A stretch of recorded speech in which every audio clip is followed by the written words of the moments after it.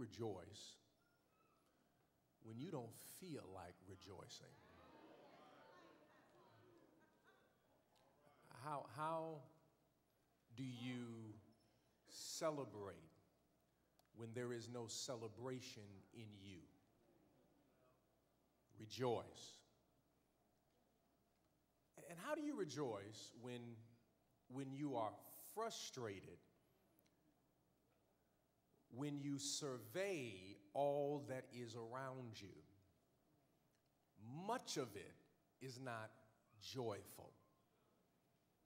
The memory is still pressed upon the collective psyche of our country, our community, not only of the death, murder of 4, 5, and 6-year-olds, but we have now become desensitized to the deaths of children who look like us. We open the paper and we see another child, and it does not bother us. And Paul says, rejoice. How do you rejoice when a man of privilege stands before a nation and says that the answer to violence is for us to make sure we can perpetrate more violence? How do you rejoice? How do you rejoice? How do you rejoice when you have a family member who has served God all of his or her life, unable to speak, unable to talk now because cancer has made its way into the brain? How do you rejoice? How do you rejoice when you cannot provide anything for your children during Christmas? Rejoice, rejoice. And Paul is saying, rejoice. And what's peculiar is that Paul repeats this word throughout Philippians. I think he says rejoice more in Philippians than in anywhere else that Paul writes. And he is talking about rejoice to a church that is having internal issues because there is a split between two very strong leaders in the church, two co-chairs.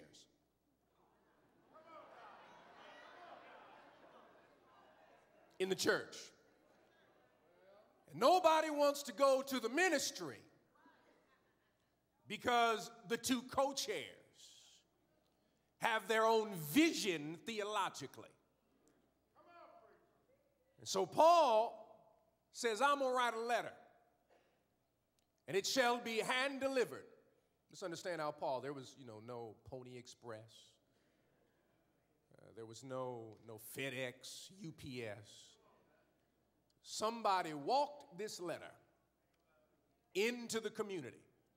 A scroll rolled up and was rolled out, and then it was read with feeling and with power. And so Paul writes this letter trying to help this community, and he keeps repeating this idea of rejoice. It just didn't make sense to me, Linda. Rejoice. And here you are, a colonized community in Rome with a church that has a whole lot of infighting, and you telling people to rejoice. They're unable to work because many of them were not considered citizens, and it was an outlaw faith. And so if you were caught serving God, it could mean that you could be executed without any due process whatsoever. Rejoice. And I couldn't understand, Paul, why are you doing this, man? And so I had to do a little bit of research in reference to rejoice. And I was trying to understand from the Greek into English why it's rejoice and not enjoy or joy, but it's rejoice. Because Paul is really saying, return to your joy. He's not saying just be happy. The re, which is the prefix, means that you must come back to the joy. How do you come back to the joy? And I still didn't quite understand it, but sometimes the Spirit works in peculiar ways. And we like, at my household, we like when we have some time off to watch things like, MeTV, it's called Nick at Night, BET, the reruns. Trying to help my children to become connoisseurs of real TV. Not reality TV. But allowing them, and we would watch as a family, watch Sanford and Son. And I've seen them. They're reruns to me. Sanford and Son. Lamont, Fred, and Aunt Esther. Watch the episode. Some of you may have seen when Aunt Esther and Woody were going to adopt. It became a big issue, and Fred had some things to say, or the issue when someone came to the house and said that Fred was not Lamont's daddy. And Esther had some choice words. Oh, y'all don't know Sanford and Son. And I'd seen it before. But at every moment that I was supposed to laugh, I laughed again. It was a rerun. I'd seen it before. I knew the story and how it would end. But even when the story was told again, it was like I was hearing it for the first time. Reruns, trying to teach my children, had them watching Good Times. Good Times when Michael brought Ned the wino home to stay. Or Good Times when they had the black Jesus hanging up and all of a sudden good luck was happening. Good Times, watching Good Times. I'd seen it before, knew how it was going to end. But I laughed at every point that I was supposed to laugh. And even cried at every point I was supposed to cry. When Florida had the punch bowl and dropped it, it was the first time I ever heard the D word on television. After James had died when he went down to do some work. It never returned. It was a rerun. I had seen it before, but I laughed as if I had never seen it before. As a matter of fact, I think it was better the 50th time than it was the first time. Or when watching the Jeffersons with my children. Because nobody can close a door in somebody's face like George Jefferson. I had them watching the Cosby Show as if they thought it was something new. But when Theo had Denise make that Gordon Gartrell, I'd seen it before. But I operated, it was a rerun, but it was as if something was new. Or when I saw the rerun of Scandal, and I found out who Olivia Pope's boyfriend was. It was a rerun, but I operated as if it was something new. To rejoice is to return to your joy, is to review your joy. No, this isn't a first run feature. What Paul is saying, that when there is trauma and trouble, you need to rejoice. Return back to that which brings you joy and run some reruns in your mind. and there are some reruns you have in your spirit of how God brought joy to you. And you need to do a few reruns. And if you do enough reruns, then all of a sudden you will return back to your joy. And you will realize, I reclaim my joy, not for the things of tomorrow, but I reclaim my joy with the reruns of yesterday. Because when I rerun what God already did, I shout in the same place. I praise in the same place. But I seem to have a better understanding of what God is doing when I go through a rerun.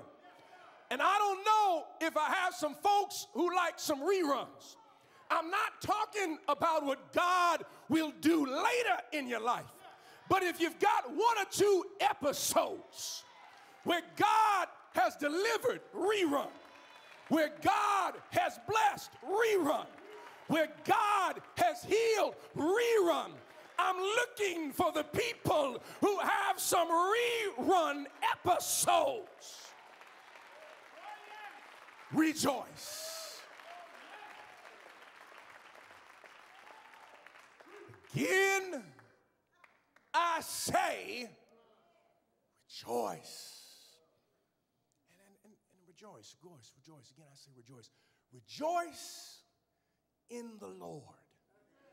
So I return to my joy when I rejoice in the Lord.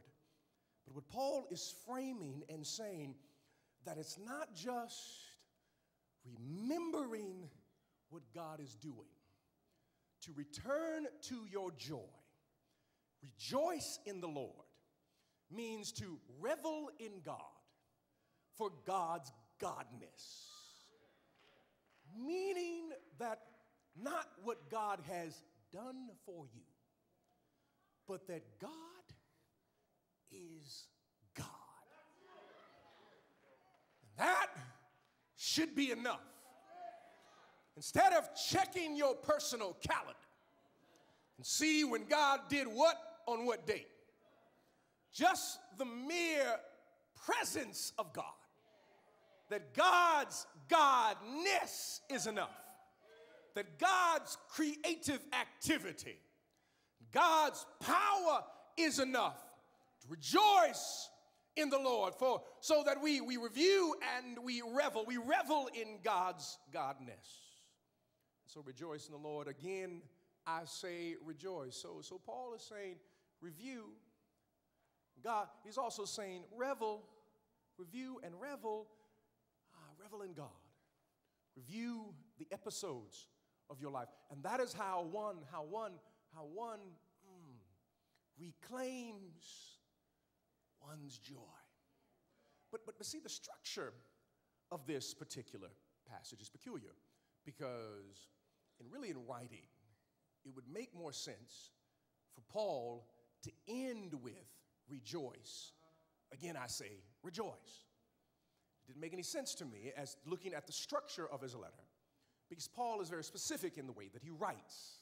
It would make so much more sense for him to end with rejoice in the final sentence in this section instead of putting it here, because he then tells you what you need to do if you want to maintain this rejoicing spirit.